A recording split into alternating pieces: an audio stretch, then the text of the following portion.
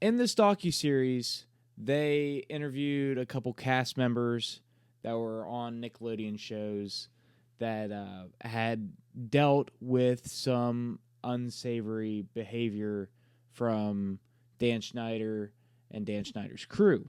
And then there was some weird stuff happening on the Amanda show. There was two diddlers working, but they weren't found out diddlers yet. They were working directly with the kids, and nobody noticed that their behavior might be unsavory until it was a certain father, and I'm going to get to that. I'm sure there were other instances where people thought that there was weird shit happening. Obviously, I mean, some parents have intuition about it, and maybe people were just scared to speak up about it. I don't know. But the big reveal in the Quiet on Set show, Drake Bell comes out, and he is the one who was actually the victim of one of the diddlers on the Amanda show, Brian Peck. But he literally laid out everything that happened beforehand, everything that happened after. His dad had a weird feeling about this guy this whole time. When you watch Drake Bell's dad, it's like he is so heartbroken that this ever happened to his boy, and he conveys it very, very wholesomely.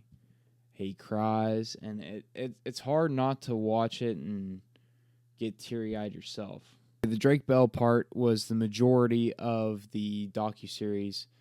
It followed his story throughout all of it because it's literally like groundbreaking. We had never heard this before, and it was like the big reveal of the whole docuseries, and that's why they knew people were going to tune in.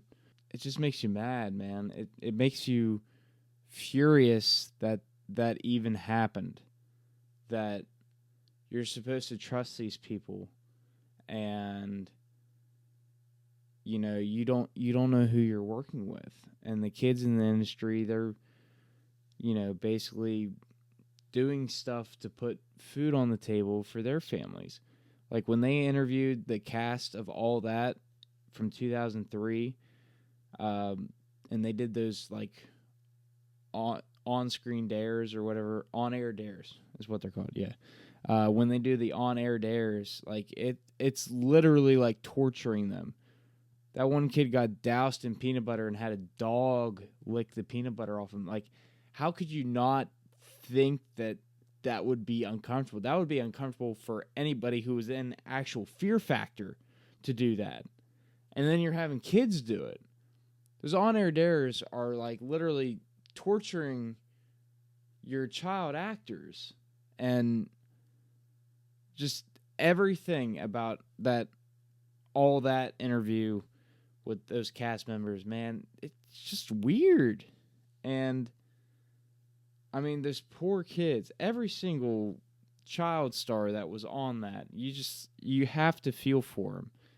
And I never had siblings or anything, but when I heard the All That people talk, and I heard Drake tell his story, like, I literally got the urge to want to just freaking protect them. Even though they're not kids anymore. I mean, they're in their 30s. They're older than I am. But it's like, I wish someone had protected them back then.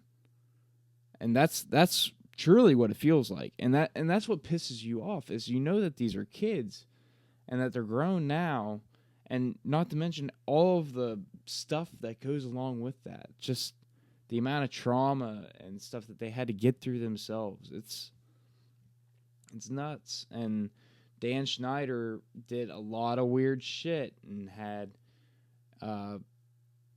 diddlers on his programs, even though he might not have known they were diddlers at the time.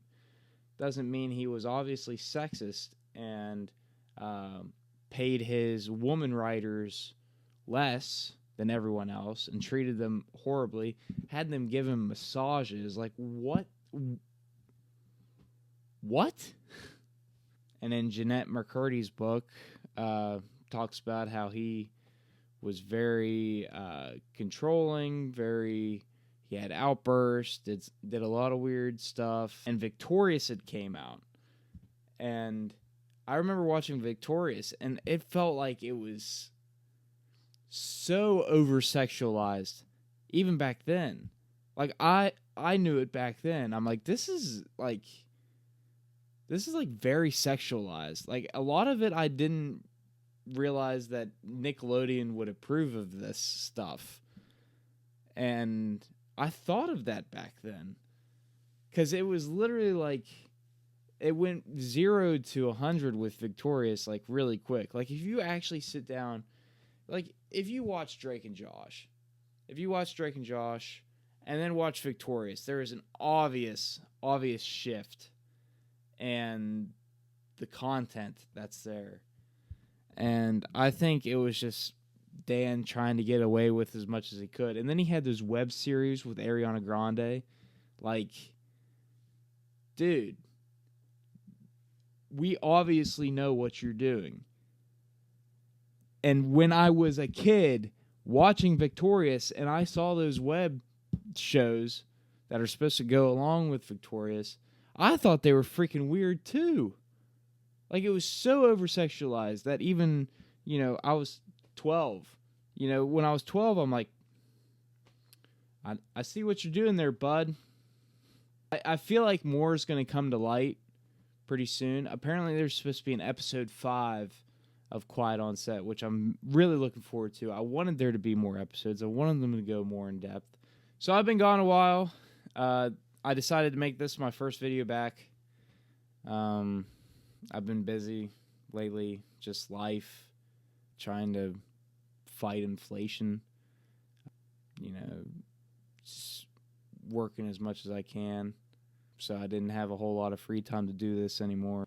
But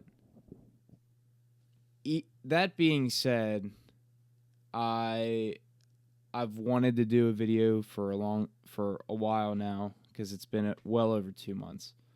I wanted to do a video, and I was like, hell, this would be the perfect time to get back into it. So please, I know I've been gone a while. For you 152 people who stuck with me through all this, you're a real one. Come here. And if you're new, and if you like my hot take, that was very unscripted, if you couldn't tell. Just kind of whipped it together. But if you liked it, you liked it. If you had the same thoughts as me, hit that button down there. Thank you, guys. I'm going to get some sleep.